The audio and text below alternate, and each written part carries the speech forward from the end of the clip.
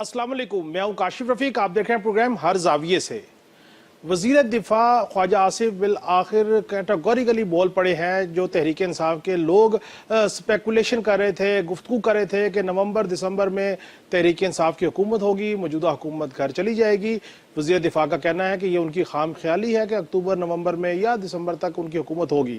ख्वाजा आसिफ का ये कहना है कि पहले बहुत शदीद तनकीद की गई, बातें की गई, गुफ्तगू की गई और अब बानी PTI पाँव पकड़ने के लिए तैयार हो गए हैं और माफी तलाफी की तरफ आ रहे हैं। लेकिन क्या तहरीक इंसाफ वाकई ही मामलात के ऊपर सियासी तौर पे हल चाहती है?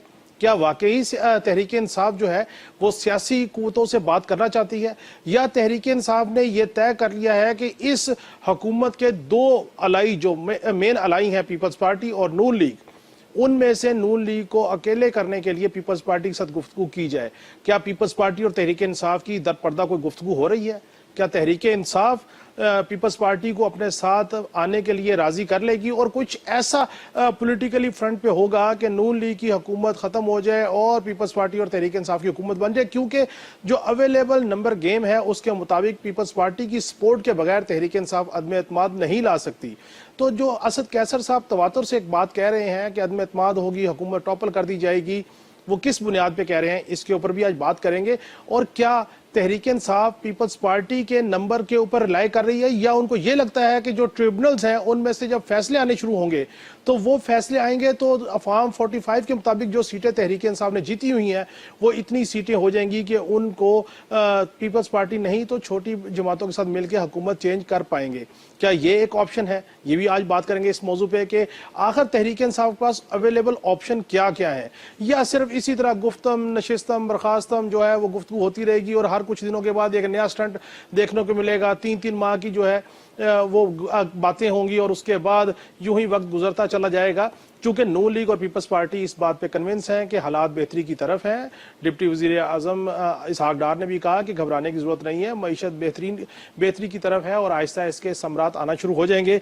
लेकिन इस तारी सूरत हाल में तहरीक इंसाफ क्या करना चाह रही है? क्या उनकी पॉलिसी में क्लैरिटी है?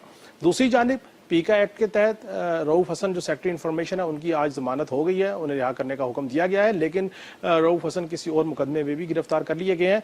रऊफ हसन साहब कब बाहर रहेंगे? और एक GIT बनाई गई थी, उस GIT ने अब तक क्या चीजें डिग आउट की हैं कि क्या वाकई ही डिजिटल दहशतगर्दी हो रही है, नहीं हो रही, या वो भी एक प्रोपेगेंडा है और कोई सॉलिड चीजें नहीं मिली? इनके ऊपर भी बात करेंगे और बिलखसूस अपने मेहमानों से ये भी पूछेंगे कि ये टेक्नोक्रेट फार्मूला जो है, एक दहाई से तो हम भी सुनते आ रहे हैं कि टेक्नोक्रेट आ रहे हैं, टेक्नोक्रेट का सेटअप आ रहा है, उसमें सदाकत है या सिर्फ खौफ है कि अगर सियासी कुव्वतें आपस में ना बैठी, कोई उन्होंने रिकंसिलिएशन ना की तो फिर टेक्नोक्रेट का सेटअप भी आ सकता है? इस तमाम सूरत हाल के ऊपर गुफ्तगू करेंगे। इसकम बैक नाज़रीन, प्रोग्राम शुरू करने से पहले अपने मेहमानों का आपसे तारुफ करवाता चलूँ। मेरे साथ मुसर्रत चीमा साहिबा तहरीक इंसाफ से इनका ताल्लुक है, शरीक गुफ्तगू है, और डॉक्टर शाजिया सोबिया साहिबा पीपल्स पार्टी से इनका ताल्लुक है, शरीक गुफ्तगू है। दोनों मेहमानों को खुश आमदीद।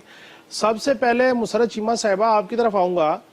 तहरीक इंसाफ तवातुर से, तहरीक इंसाफ के जो काबरीन है ये कह रहे हैं कि नवंबर दिसंबर में हुकूमत तहरीक इंसाफ की बन जाएगी। इसका मतलब यह है कि वो अदम एतमाद प्लान हो रहा है। अब वो अदम एतमाद किस सूरत में आएगा? जो नंबर गेम है, बज़ाहिर पीपल्स पार्टी के साथ शेक हैंड किए बगैर तो तहरीक इंसाफ का अदम एतमाद आ नहीं सकता। तो कौन सा ऐसा फार्मूला तहरीक इंसाफ ने याद कर लिया कि पीपल्स पार्टी से भी हाथ ना मिलाना पड़े और तहरीक अदम एतमाद भी हो जाए? बिस्मिल्लाहिर्रहमानिर्रहीम। बहुत शुक्रिया काशिफ भाई फॉर हैविंग मी। देखिए, कोई ऐसी रॉकेट साइंस नहीं है। Let me tell you one thing, अगर हम फॉर्म 47 को इजाद ना किया जाता तो पाकिस्तान तहरीक इंसाफ की 2/3 मेजॉरिटी थी। तो आपको पता है कि हमारे केसेस लगे हुए हैं और इंशाल्लाह ये फॉर्म 47 के तहत जो आए हैं, अभी आपने जो देखा है कि नवाज शरीफ जो रूदाद सुनाई है आपको, वो जो सर्वे जो क्या नाम है, I am forgetting the name of सर्वे। सो उस ऑर्गेनाइजेशन ने जो बताया है, जो होश रुबा इंकशाफात, अब 17 सीटें इनके पास टोटल हैं और इसमें इनकी क़यादत की कोई एक सीट भी नहीं है। उस हिसाब से इंशाल्लाह हमें अपने मुल्क के जो अदलिया है और जो जमहूर है उनके ऊपर एतमाद है और इंशाल्लाह ताला जो अवाम का हक है वो हमारे जो इंसाफ के इदारे हैं वो हमें देंगे। ہمارا جو مینڈیٹ ہے وہ ہمیں چوری شدہ مینڈیٹ جب واپس ملے گا تو عین جمہوری طریقے سے لوٹا کریسی کیے بغیر، لوٹوں کی مینوفیکچرنگ کے بغیر، کسی سے ہاتھ ملائے بغیر ایک جمہوری طریقے سے ہماری گورنمنٹ تو ابھی بھی یہ ایک غیر آئینی اور غیر قانونی، میں گورنمنٹ ان کو اس لیے کہتی ہوں کہ یہ کوئی مینڈیٹ کے تحت تو نہیں آئے، عوام نے تو ان کو نہیں چنا، تو یہ تو مسلط کیے گئے ہیں، تو انشاءاللہ عوام کو ہم ان سے نجات دلائیں گے، کیونکہ عوام نے ان سے اپنے آپ کو نجات خود دلائی 8 فروری کو ان کے خلاف ووٹ کر کے، آلدو پی ٹی آئی کا کوئی سمبل نہیں تھا، ایز اے جماعت ہم الیکشن نہیں لڑ رہے تھے، جو بھی سمبل ہمیں دیا گیا، ہمارے پر مسلط کیا گیا، جو حالات تھے ہمارے کینڈیڈیٹس کیمپین نہیں کر سکے، اینڈ ایون ہماری جو مین فرسٹ ایئر لیڈرشپ ساری الیکشن سے آؤٹ، نمائندے جن کو عوام نے چنا ہے وہ آئیں گے، جب ان کے اوپر پریشر ہوگا کہ اگر وہ پرفارم نہیں کریں گے تو عوام ان کا محاسبہ کرے گی، اور جب آپ چنے ہوئے لوگ، منتخب لوگ بٹھا دیں گے تو پھر یہی ہوگا جو اس ملک کے ساتھ ہو رہا ہے،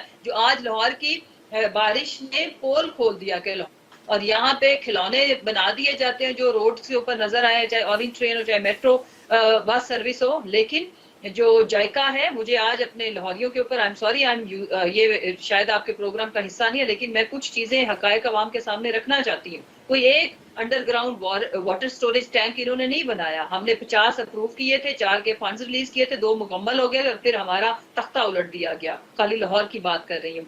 اور جو جائکا ہے اس کی ہوش ربا انکشافات ہیں، ذرا رپورٹ ان کی پڑھیں کہ ارلی 20s میں انہوں نے یہ رپورٹ دی تھی کہ جو لاہور ہے یہ اس وقت جو اس کا سیوریج سسٹم ہے صرف 5 ملین کی پاپولیشن کو کیٹر کر سکتا ہے، اس وقت لاہور کی آبادی 1.30 کروڑ، جی سکائی برسٹ جی ہوتا ہے تو لاہور ڈوب جائے گا۔ میں 2 صرف مجھے منٹ دے دیں، جی جی یہ کہتے ہیں جی بس ریکارڈ بارش ہوئی ہے، صرف ایئرپورٹ کے ایریا میں کوئی 327 ملی لیٹر ہوئی ہے، باقی لاہور میں 200 سے 250 ویری کرتی ہے، لیکن جو بامبے ہے، ممبئی کے اندر 550 ملی لیٹر ہوتی ہے، وہ تو نہیں ڈوبتے، اور ہم ایک چھوٹی سی بارش پہ ہم اس طرح سے ہمارا جو حشر ہوا ہے، پاکستان کے یہ ریئل ایشوز ہیں جن کی طرف کوئی دیکھنا نہیں چاہتا۔ فلڈ آتا ہے، ہم نے ڈیمز نہیں بنائے، ہم نے لاہور جیسے شہر کو جو کہ سیف نہیں ہے، اور یہ میری اس رپورٹ کو جھٹلائیں، آ کے بتائیں کہ کیا یہ غلط ہے۔ انہوں نے اس ملک کے اوپر جو یہ ٹولہ چوروں کا مسلط کیا ہوا ہے، خدارا ان سے قوم کو نجات دلائیں، لوگ مر رہے ہیں،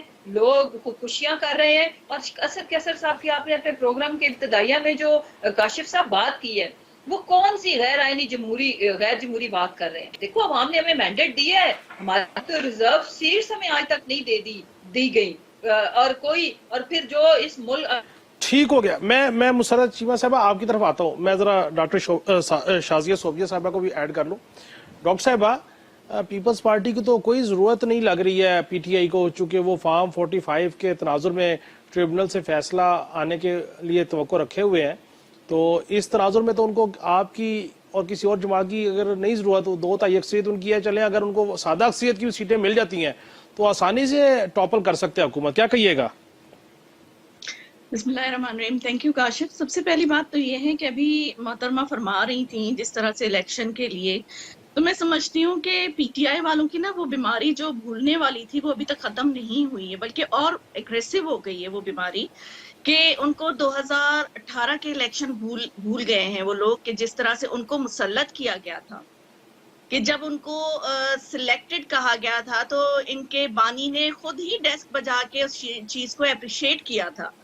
تو میں سمجھتی ہوں کہ یہ اپنا وہ آر ٹی ایس فریز ہو جانا، اور جس طرح سے گھروں سے ان کو بلا کے نیند میں سے جگا کے تو ان کو سیٹیں دی گئی تھیں، تو ان کو یہ فیئر اینڈ ٹرانسپیرنٹ الیکشن لگ رہا ہے کہ ان کو 2018 میں بہت عوام نے مینڈیٹ دے کے بھیجا تھا، تو وہ تو ان کے بانی نے خود ہی مان لیا تھا کہ کس طرح سے وہ آئے تھے اور کس طرح سے وہ مسلط کیے گئے تھے، اور جس طرح سے پھر انہوں نے سائفر ہلا کے، چاہے جھوٹا ہو یا سچا ہو، لیکن ایک جو چیز ہوتی ہے نا وہ لیڈرشپ کی طرف سے آتی ہے، کہ لیڈر جب آپ کا سچ بول رہا ہو تو پھر پورے فالوورز جو ہے یا کارکنان جو ہے اس چیز کو فالو کر رہے ہوتے ہیں۔ جب لیڈر نے ایک بھرے جلسے میں ایک خالی کاغذ، جو اب یہ لوگ ڈینائی کر رہے ہیں کہ وہ سائفر تھا ہی نہیں، تو اس پہ جب وہ اتنا بڑا جھوٹ بول سکتے ہیں، پاکستان کی سیکیورٹی کو رسک پر لا سکتے ہیں، تو وہ اور پھر اپنی تقریروں میں بیٹھ کے وہ جعفر اور صادق کی بات کرتے تھے، پھر وہ نیوٹرل ہونے کی بات کرتے تھے،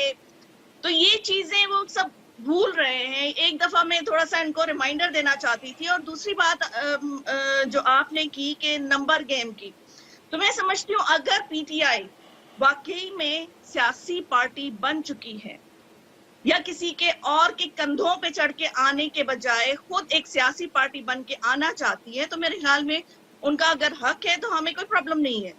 ہم پہلے بھی پاکستان کے لیے, جمہوریت کے لیے, پارلیمنٹ کی سپرمیسی کے لیے قربانیاں دیتے ہوئے آئے ہیں, ہمیں کوئی پرابلم نہیں ہے ان کے آنے میں.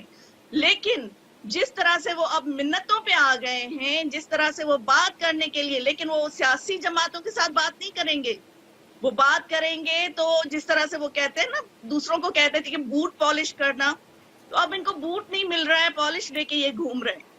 تو یہ پرابلم آ گئی ہے ان کو. ادروائز جو بڑی بڑی چیزیں بولی جاتی تھی, اور ابھی محترمہ نے فرمایا بارشوں کا, تو میرے خیال میں 4 سال ان کی گورنمنٹ پنجاب میں رہی تھی, تو جو چینجز لانے تھے آپ لا کے دکھاتے نا. آپ تو چینجز لائے تھے عثمان بزدار کے نام پہ, گوگی کے نام پہ, اور صرف ٹرانسفر اور پوسٹنگ ہوتی تھی وہاں پہ جن پہ پیسے لیے جاتے تھے. تو آپ کون سی تبدیلی کی بات کر رہی ہے؟ تو یہ چیزیں جو ہے نا تھوڑا ان کو یاد دلانی ہونی چاہیے تاکہ ان کو وہ چیزیں بھولے نہیں. اور جہاں عدالتوں کا فیصلہ ہے وہ جب آئے گا, ہمیشہ پاکستان پیپلز پارٹی نے عدالتوں کا احترام کیا ہے, آگے بھی کریں گے. جی مسرت چیمہ صاحبہ, یہ بتائیے گا کہ آپ کے دور میں لاہور میں اس طرح کی ڈیولپمنٹ نہیں ہوئی. ڈاکٹر صاحبہ کی بات میں وزن تو ہے کہ اب یہ جو حکومت آئی ہے اس کو تو اتنا ٹائم ہی نہیں ہوا کہ ہم اس کے اوپر بھی کوئی بات کریں. کیا یہ بات ٹھیک ہے؟ ہم نے 50 under ground water storage tank کا منصوبہ بنایا, 4 کے ہم نے فنڈز ریلیز کیے, 2 ہم نے مکمل بھی کیے جس کی وجہ سے آج بچت ہوگی, اور 2 ان پروسیس تھے. ہماری گورنمنٹ چلی گئی جب حمزہ کو بنایا گیا سی ایم, تو ہمیں ایک ٹینیور بھی پورا نہیں ملا. پنجاب کی میں بات کروں تو وفاق میں 3.5 سال ملے, 3.5 سال وفاق کے, پنجاب کے کوئی 4 سال ٹوٹل کر لیں یا 4.5 سال کر لیں, 4 میرے خیال بنتے ہیں. اس کا کمپیریزن 3 دہائیوں سے مسلط ٹولہ اگر کہتا ہے, اور پھر بھی ہماری پرفارمنس ان سے زیادہ ہے, آج تک نہیں بنائے. میں تو ویسے میں پیپلز پارٹی کی پرفارمنس سے میں نے بات ہی نہیں کی. میں اس وقت جو لوگ گورنمنٹ میں ہیں, وفاق میں بھی اور پنجاب میں بھی, میں نے ان کی بات کی تھی. تو میں ان کو بتاؤں, میرا خیال ہے کہ جو سندھ کا آپ لوگوں نے حال کیا ہے نا, لوگ دیکھ رہے ہیں. میں نے ان کو دیکھے, اور 2018 کی یہ میری یادداشت کی بات کریں تو 2018 میں سندھ کی کس کی گورنمنٹ تھی, آپ کس طرح سے آئے ہیں, اور 3 ٹینیور آپ نے سندھ کی عوام کو آج تک دیا کیا ہے؟ آپ کو لوگ ووٹ کیا, لوگ آپ کو جھولیاں اٹھا اٹھا کے بد دعائیں دیتے ہیں. جو تاریخ کا بدترین فلڈ آیا جس میں جو لوگوں نے آپ کے ساتھ کیا, لوگوں نے آپ کو کوئی ووٹ نہیں دیا. آپ جس طرح سے آتے ہیں ساز باز کر کے اسی طرح سے آئے ہیں. تو اور سب سے امپورٹنٹ چیز یہ ہے کہ گورنمنٹ کا حصہ بھی ہے, پریزیڈنٹ ہاؤس میں بھی ہے, لیکن یہ بھی کہنا ہے کہ جی ہم تو we are not part of budget. اور پھر جب وہ بجٹ کا پہلا پیج تھا وہ جب دکھایا گیا آپ جیسے میڈیا کے لوگوں نے کہ جی یہ دیکھیں اس کے اوپر لکھا ہوا ہے کہ یہ ہمارا پورا کنسنسس ہے اس کے اوپر, بٹ دین آئیں بائیں شائیں. میں صرف یہ کہنا چاہتی ہوں کہ عوام کے ریئل ایشوز یہ نہیں ہے کہ ٹاک شوز پہ آ کے جو 3-4 دہائیوں سے اس ملک کے عوام کے اوپر ایک عذاب کی طرح مسلط ہے, وہ 3 سال والوں کو کرٹیسائز کرے اور انہیں کہیں کہ 40 سالوں کے مقابلے میں 3.5 سال والوں نے زیادہ بہتر پرفارم کرنا تھا. تو یہ کریڈٹ ہے ہم نے کیا ہے. ہم نے ہیلتھ میں جو ہم ریولیوشنری سٹیپس اٹھائے وہ آج تک, نہ صرف آپ لوگوں سے تو ہمیں کریڈٹ نہیں چاہیے, ہمیں کریڈٹ ملا ہے عوام سے, اور ہمیں کریڈٹ انٹرنیشنل جو آرگنائزیشنز ہیں جو کہ کسی سے ڈر کے یا کسی کے سے پیسے لے کے یا اگر ان کی ٹانگوں کے ساتھ بوم باندھ کے اسٹیٹمنٹ لی جائے تو وہ نہیں دیتے, وہ نیوٹرل لوگ ہیں. تو ہمیں ہماری الحمدللہ جو کورونا کی ارینجمنٹ تھی, جو تاریخ کا نہیں انٹرنیشنلی جو بدترین ایک کرائسس آیا پوری دنیا کے اوپر, اس کو ہم نے بہترین طریقے سے احسن طریقے سے نہ صرف مینیج کیا بلکہ ہماری معیشت اس وقت دنیا میں سب سے بہتر ہم پرفارم کر رہے تھے, نہ صرف ٹیکسٹائل انڈسٹری میں بلکہ ہماری جو ہماری جو برآمدات تھی وہ بھی بڑی. میں یہ کہنا چاہتی ہوں کہ دیکھیں لوگ پسند کرتے ہیں یہ جو فکرے بازی, یہ جو اس وقت ٹک ٹاکرز اور بلیم گیم والا ٹولہ, اس وجہ سے عوام نے بری طریقے سے سب لوگوں کو کلیکٹیولی ریجیکٹ کیا. لیکن اس کی وجہ یہ ہے کہ عوام کو ٹینجیبل چیزیں ریالٹی میں کچھ ہوتا. مجھے یہ بتائیں کہ جو اس وقت مہنگائی ہے, ہمارے دور میں یہ تھی, پاکستان تحریک انصاف کے دور حکومت میں 2020 और 21 के फैक्ट्स निकालें, ये मेरी बातों पे बिलीव ना करें, कोई पढ़ी लिखी और फैक्ट्स और फिगर्स की तैयारी करके आया करें, और एप्पल वर्सेस एप्पल बात करेंगी तो लोग इनकी बात को सीरियस लेंगे। ये गालियां देना, याददाश्त नहीं है, ये लफाजी फिक्रेबाजी, ये अब लोग बाय नहीं कर सकते, because the people of Pakistan they are sensible, they are like जागे हुए लोग हैं, और वो कंपेयर करते हैं। 2020-21 में पाकिस्तान दुनिया का सस्ता तरीन मुल्क था 3 डिफरेंट इंटरनेशनल सर्वेस के अकॉर्डिंगली, और जो कॉस्ट ऑफ लिविंग थी वो पाकिस्तान अपने खित्ते में भी सस्ता था, दुनिया में भी सस्ता था। और फिर उसके बाद आज जो हमारे हालात हैं वो सबके सामने है। मसलन मैं इनको बताऊं, रेंट में सिर्फ अफगानिस्तान हमसे पीछे था। और अगर जो बिजली की मैं कीमतों की बात करूं, जो अजाब की तरह लोगों के ऊपर गिर रही हैं, लोग खुदकुशियां करें, लोगों के रियल इश्यूज को भी एड्रेस करें। ये गवर्नमेंट कुर्सियां बहुत छोटी चीज, आनी जानी चीज है।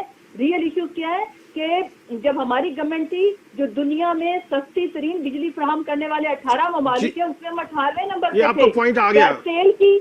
तेल की कीमतों में मैं इनको बताऊं, रियल इश्यूज ये है। रियल इश्यूज ये नहीं है कि मैं कुर्सी पे बैठूंगी या अपने जो नए बच्चे आप लोगों ने लॉन्च किया उनके नामों के साथ जरदारी हटा के भुट्टो लगाने से होगा। उससे आवाम को रोटी नहीं मिलेगी, रोटी कपड़े मकान के नारे लगाने से। और आपके महल पूरे, मैं सिंध में रह के आई हूँ जब मैं अंडरग्राउंड थी, सिंध के सारी जो प्राइम लैंड है उसके ऊपर पीपल्स पार्टी का और इनकी लीडरशिप का कब्जा है वहां पे।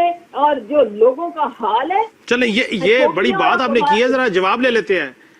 मुसर्रत साहब जवाब ले लेते हैं क्योंकि आपने बड़ी बात की है। डॉक्टर साहबा, सिंध की सरकारी जमीनों पे कब्जा है, सिंध की तरक्की नहीं हो रही, और नाम के हवाले से भी बात की चीमा साहबा ने कि बिलावल साहब के जरदारी के नाम के साथ भुट्टो लगा दिया। क्या रिस्पॉन्ड करेंगी? लेकिन काशिफ, ये इनकी फ्रस्ट्रेशन बोल रही है, मैं कुछ इस पे वो नहीं करूंगी, ये इनकी फ्रस्ट्रेशन है। देखिए जी, मैं समझती हूँ कि चेयरमैन बिलावल भुट्टो जरदारी हो या जनाब आसिफ अली जरदारी हो, उन्होंने जब फ्लड आया था उन्होंने अपना रोल प्ले किया था और यूएन तक वो आवाज गई थी और वहां से लोग आए थे। अब देखें, इनकी जो चीखें या फ्रस्ट्रेशन जो निकल रही है ना, वो ये है कि जो उल्टे सीधे फैसले इनके हुकूमत में हुए थे, जो राज इनके खुले 190 बिलियन पाउंड के तोशाखाना के, पंजाब और केपी गवर्नमेंट हमने तो नहीं गिराई थी, वो तो आपके बानी ने लेफ्ट साइड पर और राइट साइड पे दोनों सीएम को बिठा के जी गवर्नमेंट गिराई थी। और सिंध में तो आपके बानी आते थे, सिर्फ लफाजी करके चले जाते थे कि मैं 11,000 बिलियन या मिलियन दूंगा, K4 को इतना दूंगा, कराची की ग्रीन लाइन जो बस सर्विस है उसके लिए मैं इतना पैसे दूंगा। कभी उन्होंने ये कहा कि मैंने ये दे दिए हैं? नहीं दिए, क्योंकि आपने सिंध को कभी ऑन ही नहीं किया था।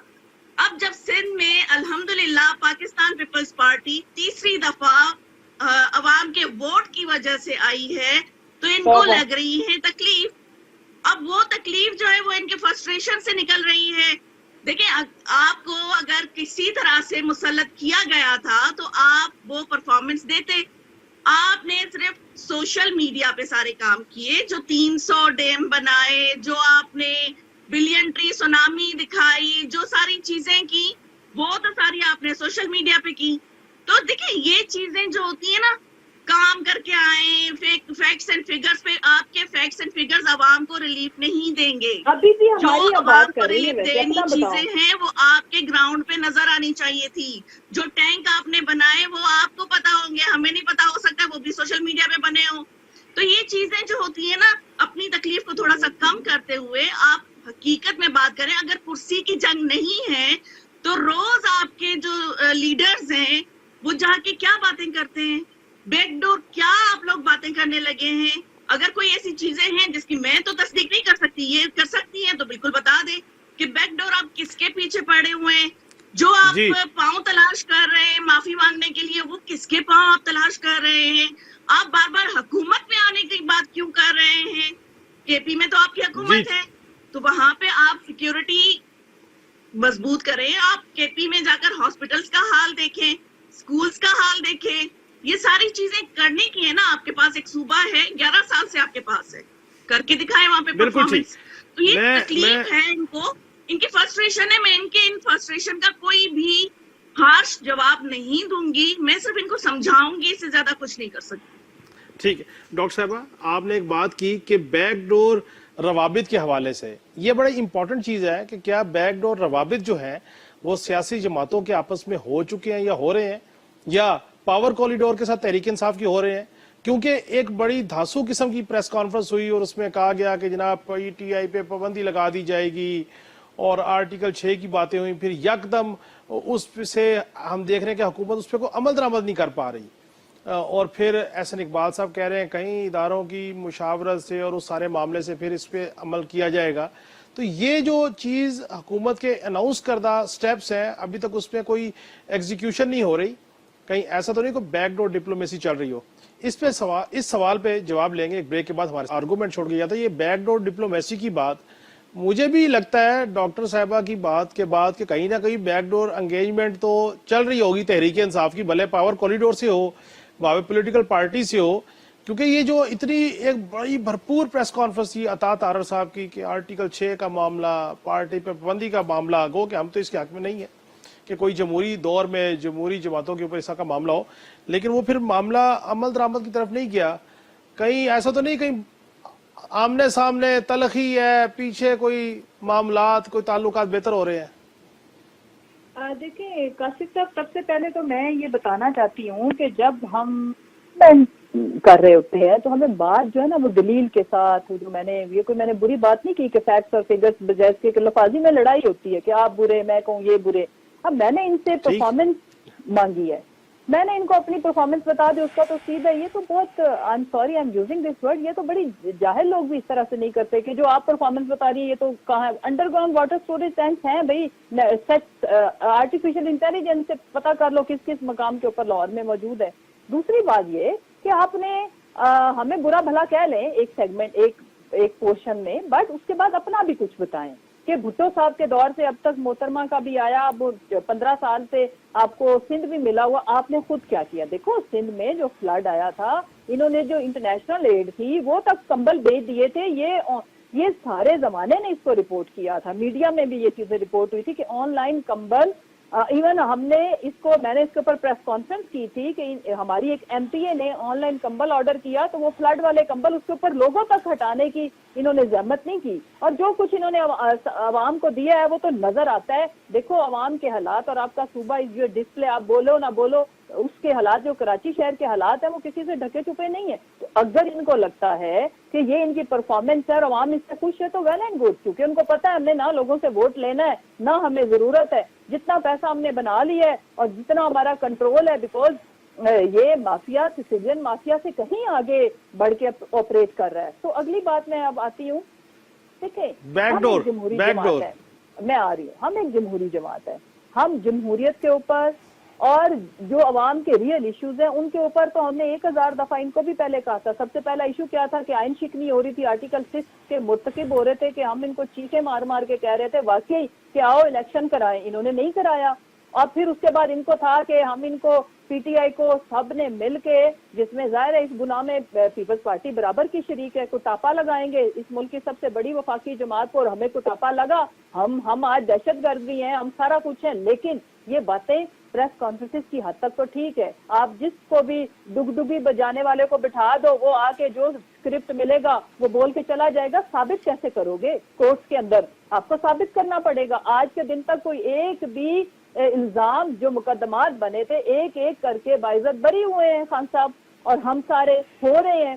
تو آپ یہ خواہشیں تو ہیں ان کی. پھر انہوں نے ڈیلے کیا کہ ساری لیڈرشپ سے پریس کانفرنس کر کے پارٹی چھڑوائیں گے, پھر ان کے لوگوں سے بلہ چھین لیں گے اور پتہ نہیں کون کھمبے الیکشن لڑیں گے, لوگ مایوس ہو جائیں گے, انٹرنیٹ بند کر دیں گے. نتیجہ کیا ہوا؟ کیونکہ عوام, اب آپ کا مقابلہ عوام کے ساتھ ہے. جو کچھ عوام کے ساتھ ان ساری جماعتوں نے مل کے کیا, عوام اس کے بدلے لے رہی ہے. سوشل میڈیا میں ہم کدھر ہیں؟ ہم تو ایک ٹویٹ کرتے ہیں تو ہمارے پر 12 FIR ہو جاتی ہیں. بی ہم تو اندر ہمیں جیل کی ہوا کھانی پڑتی ہے. ہم تو اب آرام سکون سے اس طرح کے کوئی نیوٹرل قسم کے ہومیوپیتھک ٹاک شوز میں بیٹھ جائیں تو بڑی بات ہے. عوام آپ سے چن چن کے بدلے لے رہی ہے. وہ جو سوشل میڈیا جس کو آپ مجھے سنا رہی ہیں, ہم نہیں ہیں اس پہ آپ کے 25 کروڑ عوام آپ کو منہ توڑ جواب دے رہی ہے جس کا آپ کے پاس کوئی جواب نہیں ہے. لوگ آپ سے لاجک سے بات کرتے ہیں, آپ لڑ پڑتے ہیں. میں نے آپ سے پرفارمنس مانگی, آپ نے بلین سونامیٹری بلین سونامیٹری اس کو دکھائیں محترمہ کو.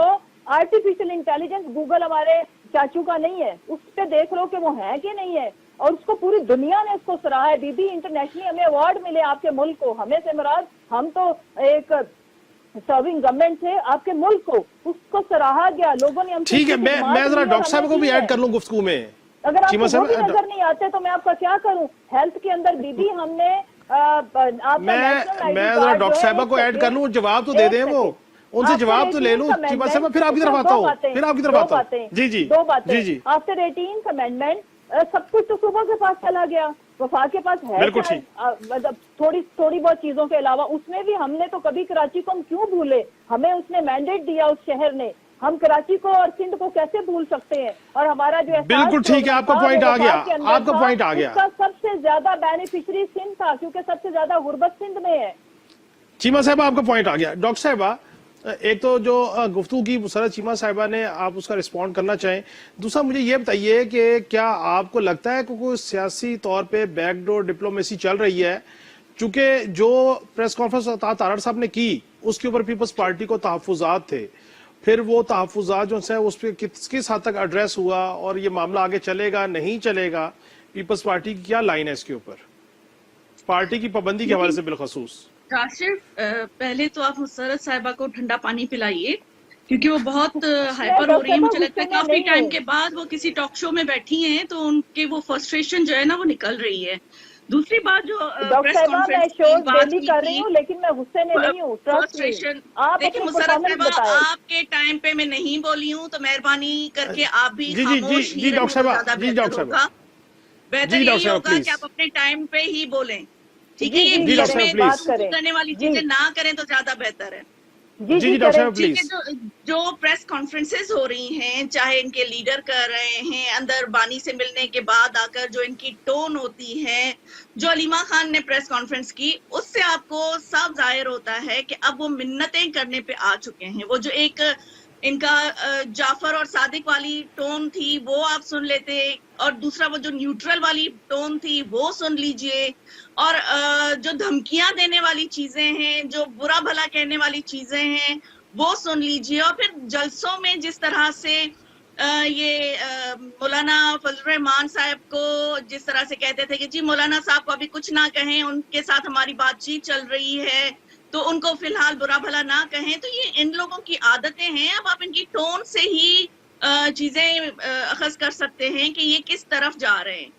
और दूसरी बात ये है कि जो आर्टिकल 6 वाली बात है या पाबंदी लगाने वाली बात है, देखिए हमने कुर्बानियां दी हैं, हमने जेलें और कोड़े देखे हैं, हमारे लोग मुल्क बदर भी हुए हैं और जेलों में भी रहे, तो हमें जितना, और हम आइन बनाने वाली जमात हैं, हम लोगों को जितना कदर इस वक्त जमहूरियत की, आइन की और पार्लियामेंट की सुपरमेसी की होगी और किसी चीज की नहीं होगी। हम ये कहते हैं कि अगर पीटीआई जो है वो एक वाकई में सियासी जमात बन के सामने आ रही है तो वो सियासतदानों से बात करेगी, ना कि वो एस्टेब्लिशमेंट से बात करने के लिए कहेगी। क्योंकि देखिए सियासतदान, आपको याद होगा 1973 में जब आइन बना था तब बहुत ज्यादा इख्तलाफात भी थे, लेकिन पाकिस्तान के लिए, पाकिस्तान के आइन के लिए सब लोग एक टेबल पर बैठे और इस आइन को बनाया था। तो मैं समझती हूँ कि और जिस पार्टी की लीडरशिप ने कुर्बानियां दी, इसका गवाह जो है वो गड़ी खुदाबख्श का कब्रिस्तान है कि जिस पार्टी की लीडरशिप ने कुर्बानियां दी, शहादतें दी, वो किस तरह से चाहेगी कि जमहूरियत कायम ना रहे या आइन की बालादस्ती ना हो या पार्लियामेंट की सुपरमेसी ना हो। तो ये चीजें जो हैं आप एक तहम्मुल के साथ, और डायलॉग की, कोई भी सियासी जमात जो होती है वो डायलॉग के दरवाजे बंद नहीं करती, चाहे कोई भी हालात हो। आप बैठेंगे, बात करेंगे, कुछ इख्तलाफात आपकी तरफ से होंगे, कुछ हमारी तरफ से होंगे, लेकिन बैठने के बाद सोल्यूशन जरूर निकलता है। फ्रस्ट्रेशन में आके उल्टी सीधी बातें करना वो हम लोग नहीं करते हैं, एक दूसरे को गालियां देना हम नहीं करते हैं। ये हमारी जमात में, पाकिस्तान पीपल्स पार्टी की रिवायत ही नहीं है कि हम उठ के किसी को गालियां दें या किसी को जलसों में फजूल बातें करें या सामने बैठ के कुछ बुरा भला करें। हम हमेशा ये कहते हैं आए बैठे बात करें, जो भी बात होगी सामने बात होके खत्म होगी। डॉक्टर साहब इस पे भी एक शॉर्ट कमेंट कर दीजिएगा कि کیسے دیکھ رہی ہے کہ اس سے خطے میں مزید ڈسٹیبلائزیشن کس حد تک جائے گی؟ دیکھیں کاشف، میں تو سمجھتی ہوں یہ جو انسیڈنس ہوا ہے، میں یہ اس پہ کمنٹ کرنا چاہوں گی کہ جو یہ انسیڈنس ہیں وہ میرے خیال میں یو این کے منہ پر تھپڑ ہے کہ ایک اتنا بڑا انسیڈنس ہو گیا. یو این کی ورکنگ کمیٹی کو ایک قیدی تو نظر آ جاتا ہے کہ اس کے ساتھ ظلم ہو رہا ہے، لیکن فلسطین کے بچے شہید ہوتے ہوئے نظر نہیں آتے، فلسطین میں خون ریزی نظر نہیں آتی ہے، فلسطین کی جو ہاسپٹلز ہیں وہ تباہ ہوتے ہوئے نظر نہیں آتے ہیں. فلسطین میں تو سیکیور نہیں ہے، لیکن فلسطین سے باہر بھی وہ سیکیور نہیں ہے. اس کا مطلب ہے کہ صاف نسل کشی ہو رہی ہے اور اس پہ یو این کو ایکشن لینا چاہیے. جی ٹھیک، یہ جنگ جی جو ٹھیک. ہے صرف اب یہ پورے دنیا میں یہ پھیلے گی، اور مجھے لگتا ہے کہ فلسطین کی وجہ سے اسرائیل جو ہے وہ دوسرے ملکوں کے اوپر بھی حملے کرنے شروع کر دے گا جہاں جہاں ان کو فلسطینی ملیں گے. تو یہ بہت بڑا جی ٹھیک. امپیکٹ ہے، اور میرے خیال میں اس پہ اب ہم لوگوں کو بیٹھنا چاہیے، پاکستان کے لیے بیٹھنا چاہیے، پاکستان کی سیکیورٹی کے لیے بیٹھنا چاہیے، پاکستان کی سلامتی کے لیے بیٹھ کے بات کرنی چاہیے، نہ کہ انڈیویجول کسی پرسن کے لیے بیٹھ کے بالکل بات ٹھیک، کرنی چاہیے. بالکل ٹھیک، بالکل ٹھیک. مسرت چیمہ صاحبہ، سے علاقے میں خطے میں کشیدگی کو کس حد تک دیکھ رہی ہیں؟ Short comment please. دیکھیں، سب سے پہلے تو انتہائی افسوسناک جو بربریت ہو رہی ہے، جو نسل کشی ہو رہی ہے، جو جینوسائیڈ کا اور اتنا میسو لیول پہ ٹیررزم کر رہا ہے اسرائیلی ملک. تو مجھے جو سب سے زیادہ امپورٹنٹ چیز ہے، دیکھیں انہوں نے بڑی اچھی بات کی ڈاکٹر صاحبہ نے، لیکن سوال یہ ہے کہ جو پریزیڈنٹ ہے ہمارے، انہوں نے کیا کوئی آفیشیل اسٹیٹمنٹ جاری کی؟ اور جو پرائم منسٹر جن کے ساتھ یہ کولیشن میں تو ہے نا، ٹھیک ہے، گورنمنٹ میں پرائم منسٹر کی طرف سے نہیں، نائب وزیر اعظم کی طرف جو ہومیوپیتھک ٹوتھلیس قسم کی اسٹیٹمنٹ آئی کہ ملیحہ لودھی جیسی جو ہماری فارن آفس کو دیکھتی رہی کئی دہائیوں تک، انہوں نے وہ بلبلا اٹھی کہ یہ کوئی ایڈونچر تھا، یہ تو کھلم کھلا دہشت گردی وہ کر رہے ہیں. تو اس کے اوپر ایڈونچرزم، اور پھر اس کو بھی حذف کر دیا گیا. افسوسناک صورتحال ہے ہمارے پرائم منسٹر کو اور ہمارے پریزیڈنٹ کو آفیشلی اس کے اوپر پیپلز پارٹی سے میں جو ان کی ڈاکٹر صاحبہ کی جو سوچ ہے، آئی ریئلی اپریشیٹ اٹ. لیکن کیا ان کی قیادت نے، کیا بلاول نے، آصفہ بھی بہت سارے ایشوز پہ سم ٹائم آپ کا پوائنٹ آ گیا، اور کیا بلاول نے، پریزیڈنٹ زرداری نے اور نواز شریف نے، شہباز شریف نے اس کے اوپر آفیشیل ٹیک کیا ہے؟ یہ بہت افسوسناک ہے. اور اگر ہمارے اس طرح سے ہوگا تو اس میں ہم کیسے محفوظ رہیں گے؟ اس کو جتنی اس کی مذمت کی جائے اتنی کم ہے. بالکل ٹھیک. بہت بہت شکریہ مسرت چیمہ صاحبہ آپ کا، ڈاکٹر شازیہ صوبیہ صاحبہ آپ کا، آپ نے ہمارے سے گفتگو کی. ناظرین، آپ نے ہمارے پینلسٹ کی گفتگو سنی، اس میں کوئی شک نہیں سے جو یہ انسیڈنٹ ہوا اس سے خطے میں کشیدگی مزید بڑھے گی، اور جو ایکٹ ہوگا اس کے ریئیکٹ میں پھر اسرائیل اگر ایکٹ کرے گا تو مزید یہ معاملہ کہاں جا کے رکے گا. اسی معاملے کے اوپر اگلے سیگمنٹ میں گفتگو کریں گے، ہمارے ساتھ رہیے. ویلکم بیک ناظرین، پروگرام کے اس حصے میں بریگیڈیئر ریٹائر غضنفر علی صاحب دفاعی تجزیہ کار میرے ساتھ شریک گفتگو ہیں، اور ڈاکٹر قندیل عباس صاحب ماہر بین الاقوامی امور میرے ساتھ شریک گفتگو ہے. دونوں مہمانوں کو خوش آمدید. بریگیڈیئر صاحب آپ سے شروع کروں گا. سر، یہ صاحبہ کا جو معاملہ ہوا شہادت کا اور اسرائیل نے جس طرح سے اٹیک کیا، کیسے دیکھ رہے ہیں اس ساری سچویشن کے بعد خطے کی صورتحال کو؟ شہادت کا بہت افسوسناک مقام ہے. بڑے کمیٹڈ اور بہت ڈٹرمنڈ لیڈر تھے، اللہ ان کو جنت الفردوس میں جگہ دے گا. ان کے خاندان کے ویسے ہی 60 سے زیادہ افراد تو شہید ہو چکے ہیں ان کے ہوتے ہوئے. اور آپ پتہ ہے وہ ایک بہت ہی ایک شانتی کیمپ تھا ویسٹ آف غازہ، وہاں پہ وہ پیدا ہوئے تھے، وہیں وہ ساری عمر رہے. اور اس کے پیچھے یہ رپورٹس آ رہی تھی کہ اسرائیل کو ٹارگٹ کرنا چاہتا ہے. پہلی بات تو یہ کہ بہت افسوس کا مقام ہے ایسے ملک میں یہ ریپیٹڈلی یہ کام ہو رہے ہیں. اس سے پہلے ایران کیا، جس کے بارے میں شاہرزہ پہلوی کے زمانے میں کہا جاتا تھا کہ وہاں پہ بات نہ کرے حکومت کے خلاف، بیکاز وہ کہتے تھے کہ وارز ایون ہیو. تو یہ اس ملک میں ہو رہا ہے. دوسری بات یہ کہ جو طریقہ کار ہے اس کی کوئی کلیئرٹی نہیں آئی. کہا جا رہا ہے کہ میزائل مار رہا ہے، یہ سب ایک مفروضے ہیں جس کے اوپر لوگ بیس کر رہے ہیں کہ جی واٹس ایپ سے ٹریس کیا، فلانے سے ٹریس کیا، اس سے ٹریس کیا، اس سے ٹریس کیا. ویسے تو واٹس ایپ سے ٹریس نہیں ہوتا، جو ٹیلی فون کی جو سم ہوتی ہے، سم کے ذریعے آج کل ٹیکنالوجی آپ چیز کو ٹریس کر سکتے ہیں. لیکن مجھے لگتا ہے جو کچھ پریزنٹ کیا جا رہا ہے وہ نہیں ہے. وہاں پہ ان کو کوئی فزیکلی اٹیک کر کے جو ہے ان کو ٹارگٹ کیا گیا، اور ایران نے ابھی تک کوئی ڈیٹیل بھی نہیں جاری کی.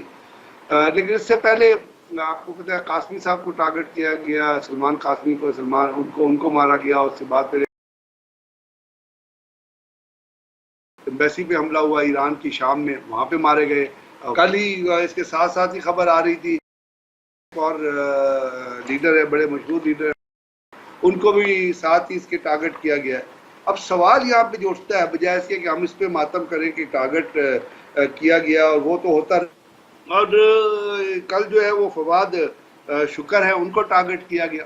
اب بات یہ ہے کہ اتنے سارے لوگ جو ٹارگٹ کیے جا رہے ہیں، چلو وہ کچھ لبنان میں ہوئے، بیروت میں ہوئے، ایران کے اندر جو ٹارگٹ ہوا ہے، اور دوسری مرتبہ ہے جو ایران کے خلاف یہ کارروائی کی گئی ہے. اس سے پہلے آپ نے کہا ایران نے ایک ٹوکن قسم کا جو ہے وہ ریٹیلیشن کی تھی کہ بڑے کیلکولیٹڈ ڈرونز ہیں وہ داغ دیے تھے. تو کیا ایران اس کا بدلہ لے گا؟ ان کے اندر وہ کہتے ہیں وہ تو بڑا اپنے آپ کو بہت بڑا ملک بتاتے ہیں اور بڑا غیرت مند قوم بتاتے ہیں. تو اس وقت تو ڈیمانڈ یہ ہے کہ وہ جا کے مارے، کوئی ایسا کام کرے جیسے نیتن یاہو کو مارے، یا ان کے جو ڈیفنس منسٹر ہے اس کو ٹارگٹ کرے، یا جو ان کا شن بات کا جو چیف ہے اس کو ٹارگٹ کرے، روہن باب جو ہے، وہ روہن باب جو ہے. اگر وہ یہ کرتے ہیں تو پھر پتہ چلے گا کہ ایران نے اس چیز کو سیریسلی لیا ہے. اور ایران کے اندر وہ ایک ایران کی ان کی تو شہادت ہوئی ہے، لیکن وہ ایران کی سوورنٹی پہ اور ایران کی انٹیگریٹی پہ اور ایران کی منحاص القوم ان کی ریکگنیشن پہ، اور جو صدیوں پرانی قوم ہے، پہلے وہاں پہ آتش پرست ہوتے تھے، پھر اب ایرانی آئے، اور آپ کو پتہ ہے ایک بہت تو وہ ان کی غیرت پہ یہ حملہ ہے. ادروائز تو آپ کو پتہ ہے کہ یہ ساری باتیں جو ہے یہ نعروں میں اور دعووں میں اور اسٹیٹمنٹس میں، جیسے ہمارے یہاں آپ نے دیکھا کہ ہمیں دہشت گردی کا. جی ٹھیک. میں ذرا ڈاکٹر قندیل عباس صاحب کو گفتگو میں ایڈ کر لوں. ڈاکٹر صاحب، اب ایران نے بدلہ لینے کا کہہ دیا ہے، اور پھر اسرائیل نے کہا کہ اگر ہمارے اوپر کوئی جارحیت ہوئی تو ہم اس کا بھرپور جواب دیں گے. کیا آپ اس جو سچویشن ہے، اس سچویشن میں خطے میں کوئی نئی جنگ کو دیکھ رہے ہیں، یا کیا اس کے کانسیکوینسز کیا دیکھ رہے ہیں آپ؟ دیکھیے، اور یہ چونکہ ان کا جو پولیٹیکل سائڈ تھی اس کو ہیڈ کرتے تھے، میرا خیال یہ ہے کہ اسرائیل کو اندر جو جنگ تھی اس میں شدید شکست کا سامنا کرنا پڑا. اس نے سویلین تو 40,000 کے قریب لوگ مار دیے، لیکن جو فائٹر ہیں وہ اس کے ہاتھ نہیں چڑھ سکے. اور آج بھی یعنی کئی علاقوں کو تہس نہس کرنے کے باوجود وہاں پر فائٹر آج بھی اسرائیلی فوجیوں پر حملے کر رہے ہیں اور اسرائیلی اہداف کو نشانہ بنا رہے ہیں. یعنی اس کا مطلب یہ ہوا کہ میدان جنگ میں اسرائیل شکست کھا چکا تھا. لیکن دوسری طرف اسرائیل کی بے وقوفیوں کو ختم کرنے کے لیے یا کاؤنٹر کرنے کے لیے عالمی طاقتوں نے ایک کوشش یہ کی تھی کہ پیس ٹاک شروع ہو جائیں، امن کے مذاکرات شروع ہو جائیں، اور فلسطینیوں کی طرف سے یا حماس کی طرف سے ان پیس ٹاک کو ہیڈ کر رہے تھے. اور میرا خیال یہ ہے کہ جو عالمی سطح پر امن کے لیے کوششیں ہو رہی تھی، اسرائیل نے ان کو بھی تہس نہس کر دیا ہے نشانہ بنا کے. ہاں، جہاں تک ابھی تہران کے اندر ان کو نشانہ بنانے کی بات ہے، جبکہ دنیا کے 70 ممالک کے اعلیٰ ترین نمائندے وہاں موجود تھے، اور جب ایران میں ان کو نشانہ بنایا گیا تو ایک سمبولکلی یہ ہے کہ انہوں نے ایک طرف تو 70 ممالک سے کم از کم یہ ہوا ہے کہ ان کی کنڈیمنیشن آئی ہے، اور باقی دنیا میں بھی ان کو کنڈیم کیا جا رہا ہے. لیکن دوسری طرف جہاں تک اسرائیل کے جارحانہ اقدامات کا تعلق ہے، میرا خیال یہ کہ وہ ایران کو ہر صورت وار کے اندر ڈریگ کرنا چاہتا ہے. اس سے پہلے بھی جتنی کاروائیاں کی ہیں اسرائیل نے، یعنی دمشق میں جو ان کے کونسلیٹ پر اٹیک کیا تھا، یا اس سے پہلے ایران کو انسٹیگیٹ کرنے کی کوشش کی، ان کی پوری کوشش یہ ہے کہ وہ جنگ میں ایران کو ڈریگ کرے. لیکن ایران فل فلیج وار میں، آل آؤٹ وار میں ڈریگ ہونا نہیں چاہ رہا. اس کی وجہ یہ ہے کہ اگر ایران ڈریگ ہوتا ہے، اس جنگ میں شامل ہو جاتا ہے، تو سمجھے پورے مڈل ایسٹ میں ایک جنگ چھڑ جائے گی، اور پورے مڈل ایسٹ میں جنگ چھڑنے کا مطلب تیسری ورلڈ وار کی طرف ہمیں جانا پڑے گا۔ ایران میں یہ ایک ریئلائزیشن موجود ہے کہ اگر اسرائیل بے وقوفی کر رہا ہے تو اس کو ریٹیلیٹ کرنے میں بڑی احتیاط سے وہ کام لیتے ہیں، اور اس احتیاط کا ہی نتیجہ ہم نے دیکھا کہ اس وقت تک اسرائیل کو انہوں نے جس طرح کی چوٹیں پہنچائی ہیں، اس کے نتیجے میں اندرونی طور پر اسرائیل بالکل تباہ و برباد ہو چکا ہے۔ ہمیں اس وقت خبریں نہیں مل رہی، لیکن اسرائیل کی اندرونی سطح پر پولیٹیکل کمپلیٹ انسٹیبلٹی ہے، اکنامکلی وہ بالکل کولیپس کر چکے ہیں، اور جو سیٹلر تھے دنیا کے مختلف ممالک سے جنہیں سبز باغ دکھا کے لایا گیا تھا، ان کی 60 to 70% جو تعداد ہے وہ اپنے ملکوں کو لوٹ گئے ہیں، اور ابھی بھی وہاں کے ایئرپورٹس پر ایک رش ہمیں نظر آتا ہے۔ اس کا مطلب یہ ہوا کہ اسرائیل اس وقت پوری کوشش میں ہے کہ جو عالمی طاقتیں خاص طور پر امریکہ اس کی حمایت لے، لیکن وہ اس وقت تک اس کو حمایت نہیں مل سکے گی جب تک ایران پوری طرح وار میں ڈریگ نہیں ہو جاتا اور شامل نہیں ہو جاتا۔ میرا خیال ہے کہ ایران اس سے اوائڈ کرے گا، اور ایک لمبی اور تھکا دینے والی جنگ کے ذریعے وہ اسرائیل کو مجبور کرے گا کہ وہ یعنی جو ایکسس آف ریزسٹنس جس کو ایرانی کہتے ہیں، یعنی مزاحمتی محاذ ہے ان کا جو، اس کے ذریعے اتنا دباؤ ڈالے گا کہ جس کا نتیجہ یہ نکل سکتا ہے جو ایران کا بیسک کانسیپٹ ہے کہ اسرائیل کو صفحہ ہستی سے انہوں نے مٹانا ہے۔ ڈاکٹر صاحب یہ فرمائیے گا کہ چونکہ ہم دیکھ رہے تھے ایک بلاک بن گیا ایران کا، رشیا، چائنا، رشیا نے بھی اس کی کنڈیم کیا، چائنا نے بھی کیا، ٹرکی نے بھی کیا، پاکستان نے بھی کیا۔ سوال یہ ہے کہ یہ جو ایکٹ ہوا ہے، اس ایکٹ کے اوپر ایران کس حد تک جائے گا، جبکہ امریکی وزیر خارجہ نے کہہ دیا کہ وہ اس حملے میں ملوث نہیں ہے۔ اور دوسرا جو امپورٹنٹ چیز کہ امریکن الیکشن ہونے جا رہے ہیں، اس الیکشن کے تناظر میں بھی میں سمجھتا ہوں کہ ٹرمپ اور کیملا ہیرس جو ہے وہ دونوں کھل کے اسرائیل کی سپورٹ نہیں کرنا چاہتے، کہیں ان کے الیکشن میں جو مسلم ووٹ ہے وہ امپیکٹ نہ کر جائے۔ اس سارے سینیریو کو آپ کیسے دیکھ رہے ہیں؟ دیکھیں، اس میں امریکہ کو ہم کسی صورت بری ذمہ نہیں کر سکتے، کیونکہ نیتنیاہو کا حالیہ جو دورہ امریکہ تھا وہ پلانڈ وزٹ نہیں تھا، کوئی بیفور ٹائم پلاننگ اس کی نہیں ہوئی تھی، کہیں ایسی خبر نہیں ہم نے دیکھی، اور خاص طور پر ایسے وقت میں جب کہ امریکہ میں الیکشن کمپین چل رہی ہے اور وہاں پر ایک نئے سیٹ اپ آنے جا رہا ہے۔ ایسی صورت میں جب نیتنیاہو نے وہاں کا وزٹ کیا، اس کا مطلب ہے کہ 100% وہ امریکی جو ان کے پارٹنرز ہیں ان کو اعتماد میں لینے کے لیے وہاں گئے تھے، اور ان کو اعتماد میں لے کر انہوں نے یہ کارروائی کی ہے۔ دوسری بات یہ ہے کہ امریکہ کے اندر میرے خیال میں شدید ایک اختلاف نظر اس بات پہ پیدا ہو گیا ہے، کیونکہ امریکہ میں جو ایک سائڈ ہے، خاص طور پر ڈیموکریٹس جو ہیں وہ پیس ایفرٹس کی طرف جانا چاہ رہے ہیں، لیکن دوسری طرف ٹرمپ کا جو ہمیں پالیسی نظر آ رہی ہے وہ آل آؤٹ اپنے سارا کے سارا ویٹ جو ہے وہ اسرائیل کے فیور میں ڈالنا چاہ رہے ہیں۔ ایسی صورت میں ایک تو خود امریکہ کے اندر ڈسپیوٹ نظر آتا ہے، لیکن دوسری طرف یورپ میں میرا خیال ہے کہ کسی صورت اسرائیل کو سپورٹ وہ نہیں مل رہی جتنی وہ ایکسپیکٹ کر رہے ہیں۔ لیکن جہاں تک ایران کا تعلق ہے، میرا خیال ہے وہ رشیا اور چائنا کو ساتھ لے کر ایک ایسی صورت میں ریٹیلیٹ کریں گے کہ پورے خطے کو بھی جنگ سے بچا سکے، لیکن اسرائیل پر بھی بھرپور دباؤ ڈال سکے۔ جی برگیڈیئر صاحب، سر یہ اب تک جنگ ہم نے دیکھی، ڈاکٹر صاحب کی بات میں وزن تو ہے کہ اب تک اسرائیل تمام تر کوششوں کے باوجود اپنے اہداف حاصل نہیں کر سکا، تو آپ یہ سمجھتے ہیں کہ یہ اعصاب شکن جنگ جاری رہے گی اور اس سے گریجولی اسرائیل کمزور ہوتا چلا جائے گا، فائنینشلی ہو یا دفاعی طور پہ ہو؟ آپ اس کو کیسے دیکھ رہے ہیں سر؟ بالکل صحیح ہے، میں اس کی بات کو مانتا ہوں کہ یہ جنگ تو جاری رہے گی اور جاری رہنی چاہیے۔ صرف میں اس بات کو کہتا ہوں کہ ضروری نہیں کہ آپ جنگی اقدامات کے ذریعے جو ہے آپ جنگ کے اندر جائیں اور اسرائیل ایران اٹھا کے اس کے اوپر کوئی بم مار دے۔ بہت سارے طریقے ہوتے ہیں۔ میں کہہ رہا ہوں کہ ان کو کوشش کرنی چاہیے کہ وہ عراق کے اسرائیل کے اندر کوورٹ طریقے سے، بہت ٹیکنالوجی ہوتی ہے، اس کے ذریعے کسی ان کے لیڈر کو نیوٹرلائز کریں، اور اگر وہ ان کو لیڈر کو نیوٹرلائز کریں گے تو جیسے اسرائیل چیزوں کو ایکسیپٹ نہیں کرتا، ایران چیزوں کو ایکسیپٹ نہ کرے کہ ہم نے کیا ہے، ہم نے کروایا۔ یہ چیزیں تو دنیا کے بہت سارے ممالک میں ہوتی رہتی ہیں۔